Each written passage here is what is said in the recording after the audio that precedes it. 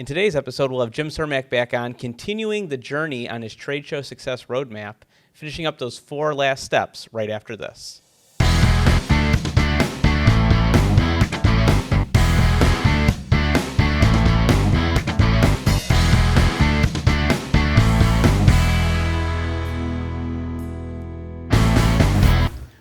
Welcome back to Watch Time, everybody. So we got Jim back here again. We'll be kind of diving back into these last 4 steps. So thanks for joining us. Absolutely. I love talking trade shows, as you know. Yes. If you caught the last episode, you know that too. Yeah, it was a longer episode. We're going to get you out of here a little quicker this time.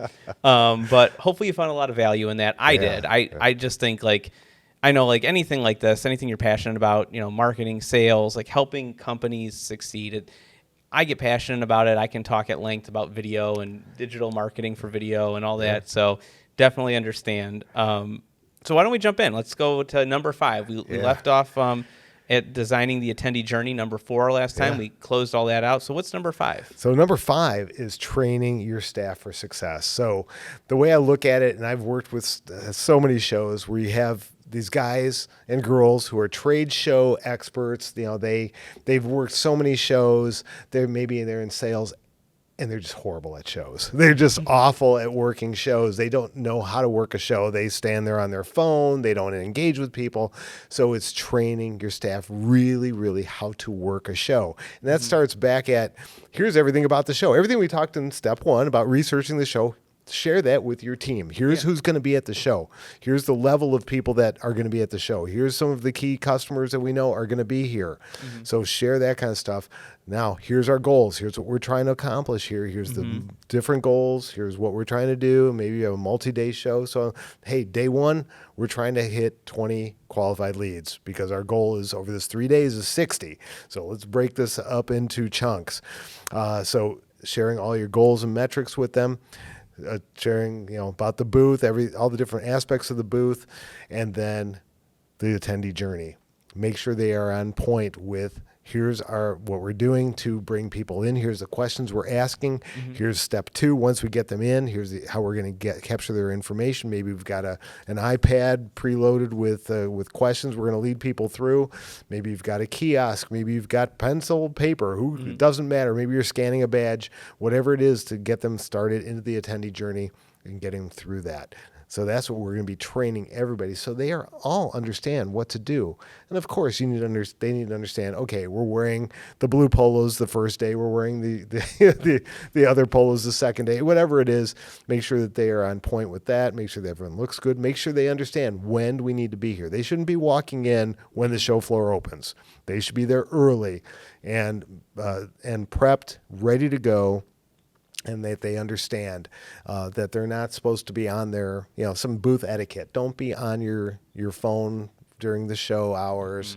There's time for that. Your job right now is to be here at the show, not checking your email, not following up on that sale that you're trying to make.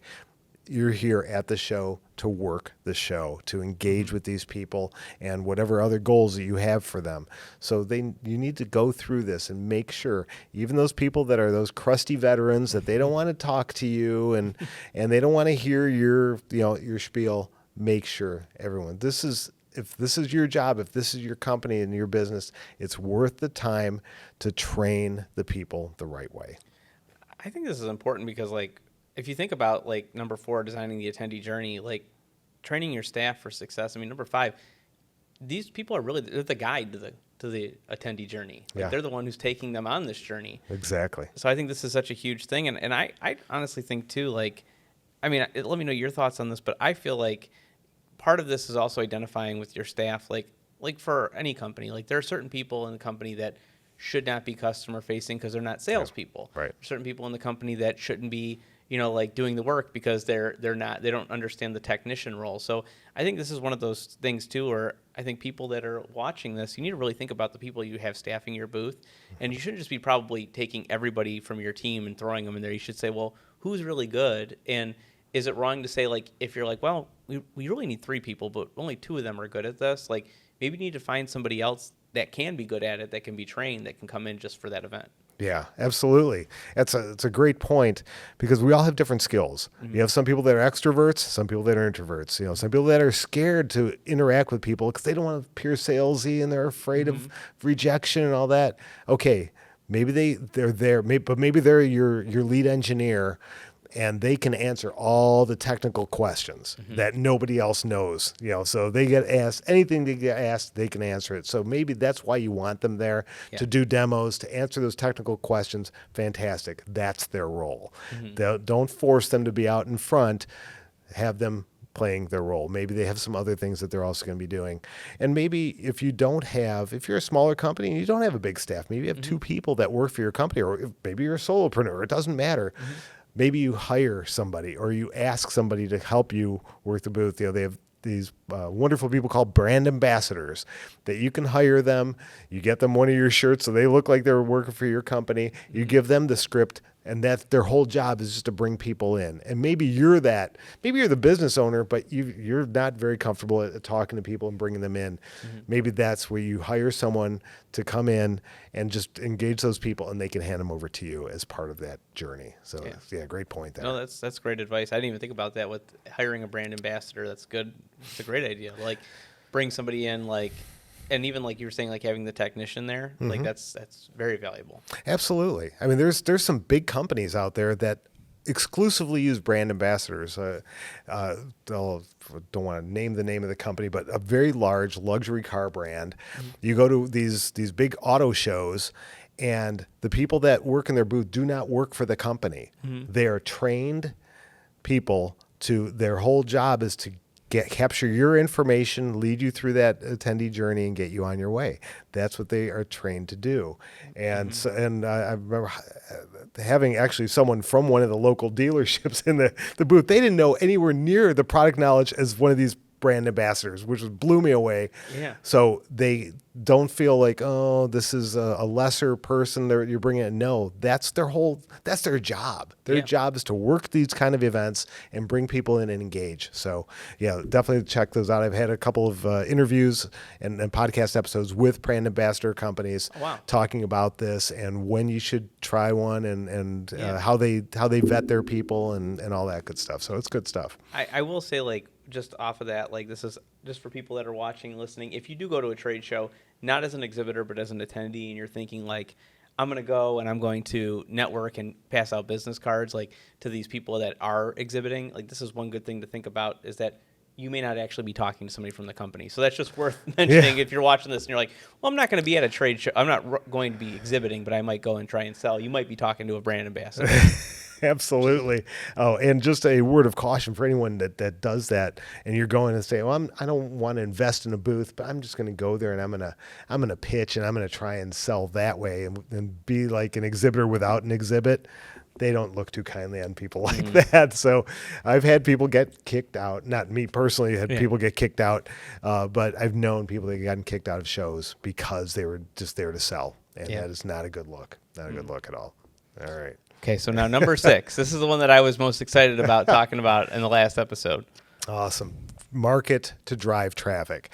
So unless you are a household name and you've got this 30 by 30 booth that's double decker and you've got the video screens and all this and people can't miss it and you're right at the entrance, people need to know why they should come to visit you. Okay. And for the vast majority of companies, anyone's been to a show, the majority of companies you've never heard of before, or maybe you've heard of them, but you're not really 100% sure what they do. And so why should I come to see you? Why should I come to your booth? So I might get a postcard in the mail from somebody that says, come visit us.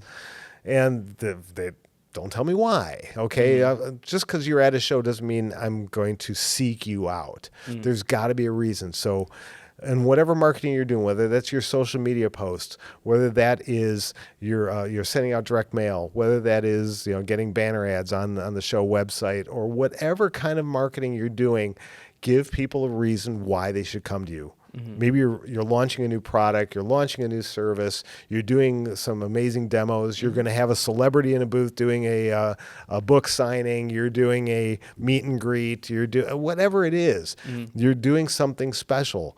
So if I think I just love auto shows, and so if I think of going to an auto show, I might think, I really don't want to go to the Jeep booth, but then I find out they're going to have this thing where I can get into Jeep and I can go up and down these hills and go over these bumps and experience something. Oh, then I'm going to seek that out. Yeah. Okay. So you want to think, how can I do that for the people coming to the show? Why should I give them, why should they seek me out? Okay. Yeah. Give them a reason to seek you out. And another thing is make it very clear where you are in the show. So put your booth number really big and bold.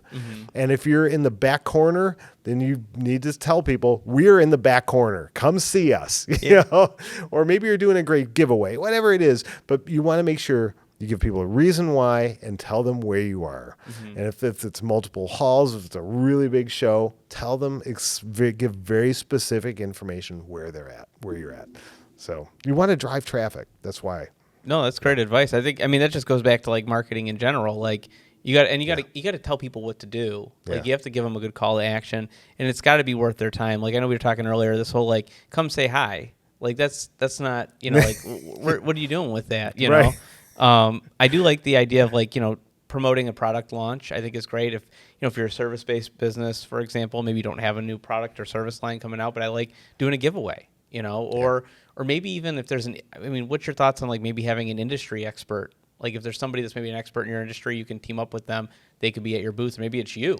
Yeah. Like if you have a booth, like, hey, come talk to me, and I'll give I'm answering questions on X, Y, Z. Yeah. Or I've had clients do this before where they set up a little seminar in their booth. If you have a big enough booth, and that could be a 10 by 20. So your 10 by 10 is your booth, and next to it you have a couple chairs set up. You've got a video monitor, and you say, at 2:00 we're doing a demonstration on this, or we're doing a little seminar about the top 3 reasons you need to use ABC lubricants, for your machinery. So give people a reason. So, and what draws crowds is a crowd. If you see a crowd of people at a booth, all of a sudden you're going, why are there so many people at that booth? Yeah. And now people are drawn there, and they start asking, why people? They're about to give a seminar here, or they're about to do a giveaway, or they're about to do, whatever. But you think of those things, and that's all part of your marketing, not just before the show, but also during the show. What can you do to drive traffic during the show? So that could be geo-targeted social media posts. That could be sponsoring, something like I said. If you get on a schedule where we're doing a special seminar or a demo at our booth at this time, so to let people know. Also engage the senses. So you're walking down this big long aisle of 10 by 10 booths. How do you get my attention? It could be lighting, could be just engaging the senses in different ways. You're popping popcorn. You've got a barista, so all of a sudden there's smells, or maybe you're doing aromatherapy. Maybe you're a florist and you've got that floral scent, and people all of a sudden they're a couple aisles over and they're like, I've been looking for this scent. Where is this coming from? So that's part of your marketing during the show to drive traffic to your booth. I feel like this goes back to the last episode when you were talking about research the show, and we were talking about like talking to media and PR and getting using somebody from PR and getting that information out there. Because if you're doing a live demo, maybe you can connect with the trade publication that's going to be there and say, hey, why don't you guys come here? You can get a look at it. You can do an interview. You guys can cover it, and then maybe they'll promote it for you. Yeah. How great would that be? What a great idea. And that could happen. That could definitely happen. And you can even tell them, hey, I'll give you an exclusive. Yeah. I'm not talking to any other publications, and I'll have you come over and cover this live demo. Well, and I feel like with social media today and the ability to go live, what an opportunity to say, why don't you guys come to our booth? I'm just going to do it with you. You guys can go live so that this new product that's being released, or this new seminar for this new lubricant, whatever it is, like it's going to go live on Facebook, on LinkedIn, through your platform. Yeah. And tag us, and you guys, that's the exclusive. And now they're promoting it. Yeah. It's just a great opportunity. This is exciting. I love marketing. But yeah, no, this is a great advice. So what next? What are we going to? So you're marketing to drive traffic. The next thing is you've got to make sure you have your follow-up strategy in place before the show starts. You've got to have everything laid out, and you can be as detailed as you want, get as granular as you want, but make sure everything is locked and loaded so that when you go to the show and you come back, So many companies, they come back and then they figure out what they're going to do. Oh, we're going to email the people. Or we're going to, and things just get pushed off because life happens. When you're away at the show, all of a sudden, all these emails for your day-to-day job are piling up, and you come back and you've got all this stuff to follow up with, and you got all these things to catch up, and then a week goes by, and then, oh shoot, I haven't done the follow-ups yet. And then they do the follow-ups, and your competitors beat you to the punch, and so you miss out on all these opportunities. Or people forget that, who are you again? What booth? What product is that? You don't want any of that. You want to make sure that you have things going out timely and automate as much as possible. So you have that drip campaign already ready to go. You're just dropping email addresses into it. And please segment as much as possible. And by that, you're going to have conversations with some people that maybe they just came in and they put in a business card to join a drawing, or you just scanned a badge. That's one level. The next level is you've qualified them and you've had some sort of conversation with them. Next level is they're one of your whales. They're one of this is going to be an amazing, could be one of our top customers ever.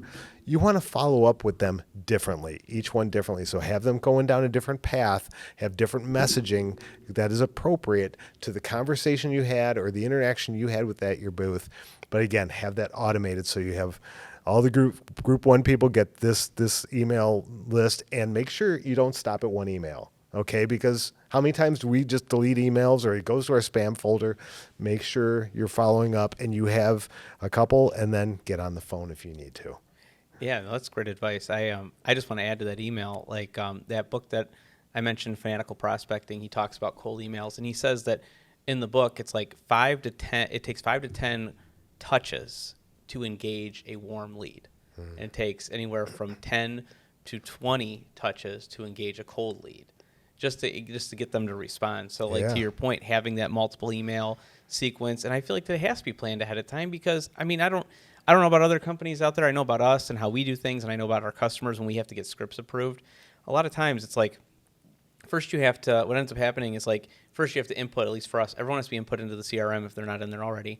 Then you have to decide what that email is going to look like. We're small and nimble enough that I can make the decision. But if you're a big company, I imagine you probably have to get all these emails approved by sales and marketing and HR and legal. And then they're like, okay. And then to your point, it's like it's a weekend. You're already a week back from the show, and it's going through its next review. And that's one sequence in the email chain.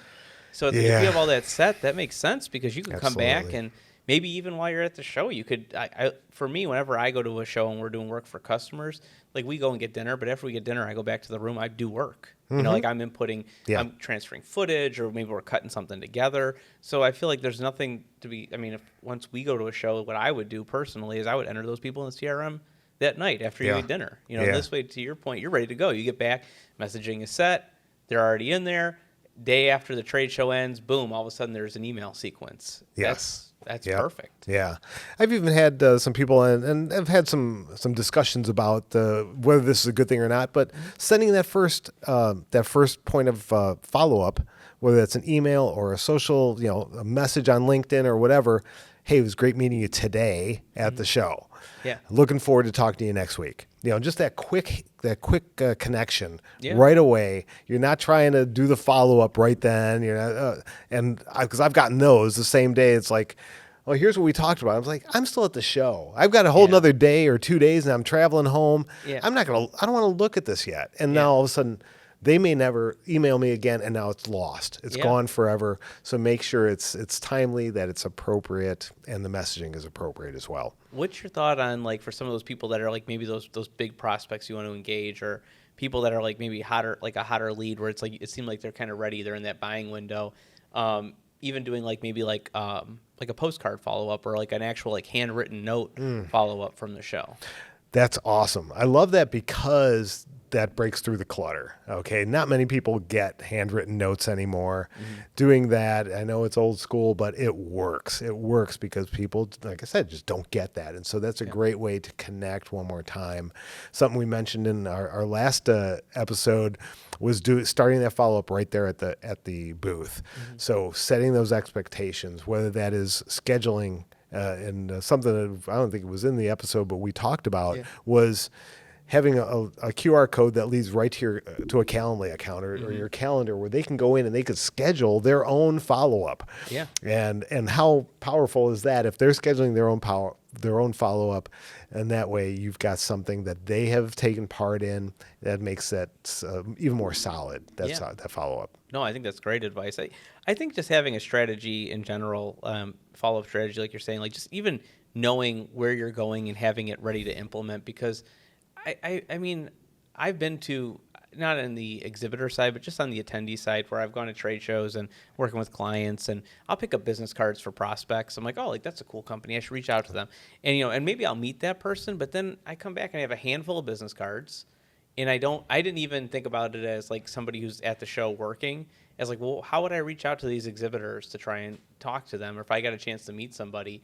So I think just like having something, it's just like, because what ends up happening to me is that stack of business cards, if I don't do something actively with them, they sit on my desk, and then a week could go by, 2 weeks go by, and then you're, to your point, you're trying to like, then you're I always hate when you have to message people and be like, hey, I wanted to connect with you. It was great seeing you a couple weeks ago at the trade show. We talked about XYZ, just wanted to connect. And the person's like, yeah, who is this? Like, I don't, because, they probably met a ton of people. Right. Oh, yeah. If you're at a show, tons of people that you meet, and you could have great conversations. Did I meet him at the booth? Did we meet at the bar? Did we meet at what was that? Yeah. So you don't. Yeah. And a good friend of mine has a saying. He says, "Information is perishable." So the second you've left, even 5 minutes go by, other things distract you, and you've lost some of that conversation you just had. So taking those notes down as soon as you're done, or pull out your phone, take a voice recording, or do a selfie video. Said, hey, just talked with Bob from ABC Company. We talked about this product, and we talked about me following up next week to schedule a demo. Yeah. So you have that, and then you can play those back. Oh, shoot, yeah. Then you match it up with the business card or with the badge scan or whatever it is, and you've got effective follow-ups that you can make from there. Well, and I think it's a big, like, I'm just thinking about like the big names, right? Like, so to me, if I'm exhibiting and I want to talk to this company, and I get a chance to meet the CMO, like, it's an impression. Like, for me, I'm gonna remember, because I'm like, oh my gosh, I got a chance to talk to this person. But to that CMO, they're probably like, okay, it's cool. I talked to Bill here, and I talked to 10 other people, and so to that person, it's not even. I'm not even standing out. I'm just one of the many booths that they stopped at. Exactly right. But this could be that can make your year if you land that customer or make that great connection. Yeah. And maybe and this is something that people, and I wasn't going to go down this path, but I just want to talk about real quick: giveaway items, logoed items, things like that. I just want to talk about one thing very specific, and that is to have a high-end giveaway item, possibly. Okay, and have a limited number. Maybe you have a logoed Yeti mug that costs you $40 each. Yeah. Okay, and you buy a dozen of them because, for $500, but you're going to give those only to those key people that you've met, your dream customers. You have those behind under the table in a box, and when you meet that person, hey, I've got something for you. After you have that great conversation, here's, I just wanted to give this to you. They don't have to know that it's specifically for them, and they could be, wow, this is a nice mug. Yeah, I just wanted you to have that. Now you've one more connection point that you've made. That's great advice. That's really good advice. You could have like you could do like pens or something, so everyone else gets their pens and stress balls, and then have those high-end things that really make an impact. Wow. So it's just for those special people that you want to make sure that you've made that lasting impression with them. Yeah, that's great advice. Yeah. So now I think we've arrived at number 8. Number 8, and that doesn't seem like should be one of the part of the roadmap, but it truly is, and that's execute your best show ever, and that means don't just show up and think that everything's just going to go well. Okay, maybe your marketing team came in and they set up your booth, everything looks fantastic, and you come and you don't just show up and things happen. You've got to actually work everything. All these first 7 steps come to culmination right here. And so that is making sure that everybody gets there early so that you can have that pre-show meeting, so that you can make sure everyone's on the same page. You've gone over your goals. You've done all that. The stuff that we talked about in step 5, training. You're going to do it one more time at the show. And then you're going to give each person, what are your responsibilities aside from engaging with people, maybe one person is, okay, we've got our giveaways, we've got our pens and stuff. And at the beginning of the show, it looks fantastic. But after a few people have grabbed pens, now those pens are a mess all over the, okay, your job is to keep an eye on the pens. And as they get low, restack and make sure that they look pretty. And so that the next person, every person that walks up to your booth is getting the same impression as if they were the first person that walked up. So that, look, is there something that's on the floor? Did one of the attendees or one of your staff members leave a water bottle right in the middle of your counter? And all of a sudden it's like, no, get that thing out of here, because it's just a bad look. Make sure nobody's, make sure if you're the leader and in charge of this, make sure that nobody's sitting there eating in your booth, because bad look. Again, if you're going to be eating, go outside the booth, have your snack, have your meal, then come back. But don't be sitting there eating. It's just, it's because no one wants to walk up to somebody that's eating. Yeah. It's because now you feel like, they're intruding, and it's just, and then you get something stuck in your teeth, and that's whole nother conversation to have. But you want to make sure that if you need to call out people, hey, don't eat, just go and then come back. Yeah. Or if someone's on their phone, hey, don't be real public about it, but just take them off to the side. Just leave that, put that away until you go on your break. Then you could check your emails. You could check, unless it's an emergency or something like that. So executing at the show. So you execute at the show at the end of each day. So you have a multi-day show, debrief with your team at the end of each day. Mm-hmm. What worked today? What didn't work today? What should we do different? People just, they didn't even see the video monitor. Oh, let's move it over to this side of the booth. Maybe, different angle. We thought that the traffic flow was going to go differently. Yeah, let's put it over on this side of the booth. I think that's going to be better to capture people's attention. Sometimes you don't know until you get there, and you just start experiencing this whole thing.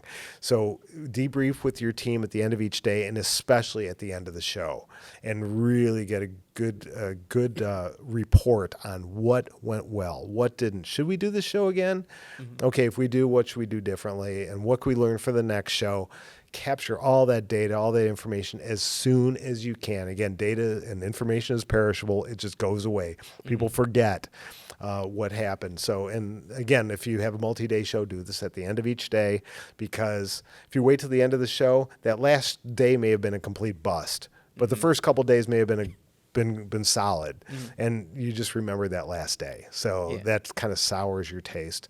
So do that, and then celebrate with your team. So the three things you want to, train your team, execute well, and then you want to debrief, and then you want to celebrate. Because everyone worked hard to be there. Whether you hit your goals or not, celebrating, and if you hit your goals, then have something else planned for the team that was there to help you reach your goals. That's great advice. That's there's so much there. I think it's great. I think a lot of what you're talking about, like I just think as you were talking about this, like keeping the booth and all that, I'm just thinking like that 5-star service. Like think like you're a fine dining restaurant or a hotel, and like people that show up should always feel like they're the first customer of the evening or the first person to stay in that room. And so that's just it's having that customer service. I think that's awesome. I think it's key. Absolutely. And I'm going to point out one more thing in the roadmap, and that is this little arrow, which is at the top going from 8 to 1, which means this is an iterative process. You learn, you take that data that you captured, and you go, what are we going to do differently? Because you might have another show coming up. Maybe it's the same show next year, but maybe you're doing multiple shows during the year. And what can we learn? And just keep getting better and better and better every single time until you've got this locked in and you are just rocking it. I mean, am I wrong in saying, for people that are watching and listening, like, this is great? Like, say you do like a big show every year, but I'm sure there's some companies like they do a big show and then maybe they're like, well, we do a big national show and then we do a couple regional shows and we do some like local community shows, like maybe things like we were talking about earlier, like maybe they're going to do a maybe there's a small trade show that's happening at a business nearby, and like, well, we're going to go to that and we'll be part of that. Are these all things that like what you learn from the big show could then be taken and even applied at something smaller? Absolutely. So yeah, it could be that massive industry show like a NAB or a CES or one of these massive shows, or it could be you have a homemade granola company and you're at the farmer's market. Okay. Yeah. Anytime your customers are walking by you and you've got a booth or a table or something, it's a trade show. Okay. Yeah. You can call it a million different things, a career fair, a health fair, an expo, a conference. it's still the same principles. These are the basics. I mean, and I know it's basics, and you can really go deep and get innovative and get fun with a lot of these different things. But this is the same 8 steps that every single company should go through. This is phenomenal. Jim, I appreciate you coming and talking with us. I feel like I know when I listen to your podcast, it always says you're getting your PhD in ROI. And I feel like everyone watching today, they got their MBA in ROI, so they need to go to you to finish it up. Absolutely. I love it. I love it. Where can people learn a little bit more about you? So tradeshowu.biz, it's tradeshow, the letter U.biz is the website. On YouTube, we have a YouTube channel. Go to the search for Trade Show University, and we're growing on there. Just a small channel as we grow, though. And but there's 40 episodes of Trade Show University podcast available on Spotify and Apple and all the good places you get podcast. So all the places, the places. Awesome. Yeah. Well, guys, go check out Jim, follow him, listen to some podcasts, and thanks for sharing this. We'll have some stuff in the show notes, and looking forward to having you back on in the future. Would love it. And if you want a copy of this, we'll make sure that's available to you. And if you want help, because I know it's a lot of work, reach out. I'd love to be honored to help anybody. Thanks so much, Jim. Yeah. Thanks, guys. Have a great day. Thank you. Thanks for listening to Watch Time. We hope you guys enjoyed today's episode. And remember to like and subscribe so you don't miss future episodes. And if you want your question answered on our podcast, go to flexmediacle.com/watchtime.